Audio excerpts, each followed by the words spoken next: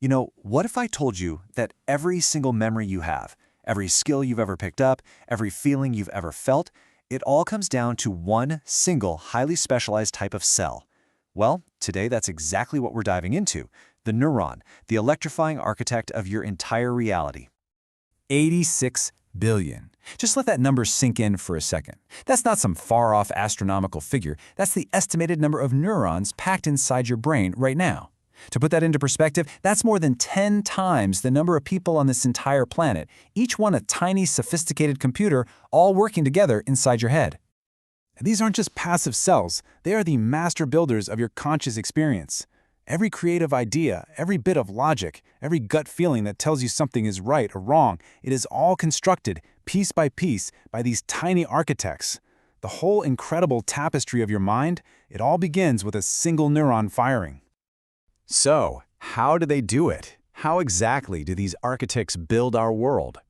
Well, to figure that out, we have to start by looking at their blueprint. We're going to break down the anatomy of a neuron and see what really makes it tick. Okay, so at the very heart of every neuron is the soma, which is just another name for the cell body. You can think of this as the neuron's command center. It's got the nucleus, which holds the genetic blueprint, and it's also working around the clock like a little factory, churning out all the energy and proteins the whole operation needs to run. Now, branching out from that soma, you have these incredibly complex tree-like structures. These are the dendrites. You can think of them as the neuron's antennas. Their job is to constantly listen in on all the chatter from thousands of other neurons, picking up all the incoming signals. They're like a vast network of tiny ears. So when the soma gets all those signals and decides, okay, it's time to send a message, it sends it down the axon. And this thing is basically a biological superhighway. It's a single, long cable that can stretch for incredible distances. I mean, in us, some axons run from our spinal cord all the way down to our big toe. And get this, the giant squid has an axon so big you can actually see it with the naked eye. And at the very end of this superhighway, the axon branches out into what are called axon terminals. And this is really where the magic of communication happens.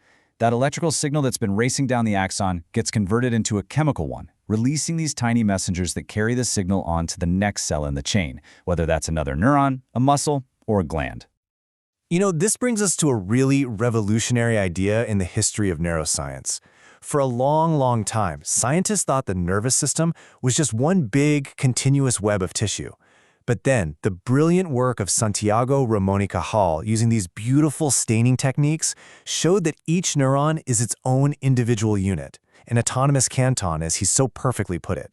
This idea, the neuron doctrine, is the foundation of all of modern neuroscience.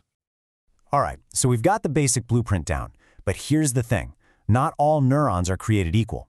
This fundamental design gets adapted for a huge range of specialized jobs, creating this incredibly diverse workforce inside your nervous system. One of the easiest ways to sort them is by the direction they send information. You've got sensory neurons, which are your input channels. They're detecting light, sound, touch, you name it, and carrying that info to the central nervous system. Then you have motor neurons, which are the output channels, carrying commands from the brain and spinal cord out to your muscles and glands, telling them what to do. But what about all the stuff that happens in between the input and the output? Well, that's where the interneurons come in. These are the crucial middlemen, the processors connecting everything together. Think about pulling your hand away from a hot stove. It's an interneuron in your spinal cord that gets that pain signal and immediately tells your muscles to pull away. They are the true unsung heroes of the nervous system. Okay, so we've seen this structure and we've met the different players on the team, but how do they actually talk to each other? How does a signal actually race down that long axon? Let's zoom right in and take a look at the electrical language that neurons speak. And that language is called the action potential. Now, this is a powerful all-or-nothing electrical signal. What that means is, once a neuron gets stimulated past a certain point, it fires. And it fires at its full maximum strength. It doesn't half fire, it's either on or off. There's no middle ground, which is what ensures signals get sent clearly and reliably over those long distances. So here's how it works. At rest, the neuron just hangs out with a negative charge. But when it gets enough ghost signals from its dendrites, the voltage at the start of the axon hits a critical tipping point. That threshold makes these tiny little gates, called ion channels, fly open. Positive ions rush into the cell, creating this wave of positive charge that shoots down the axon, just like a line of dominoes falling, all the way to the end. So the communication between neurons happens at a special junction called the synapse. When that action potential hits the axon terminal, it triggers the release of neurotransmitters. These are just specialized chemical messengers. They float across this microscopic gap to the next neuron, latch on, and either tell that next cell to fire or to stay quiet, passing the message down the line. Okay, let's zoom back out again. We've seen how individual neurons talk to each other with incredible speed and precision. Now let's look at how billions of them team up to create the complex architecture of our brains and what happens when that architecture starts to break down. You see, a single neuron is really just one voice in a massive choir. The real magic, the symphony, happens when they connect to form neural circuits. Think about learning to ride a bike. At first, it's awkward, you're clumsy, but as you practice, the specific neural circuits involved in balancing and pedaling get stronger and more efficient. That's the power of these connections in action. And this is exactly why understanding the neuron is so critical in medicine. When this beautiful, intricate architecture fails, the results can be just devastating. In Alzheimer's, neurons literally die, and their connections are lost, which erases memories.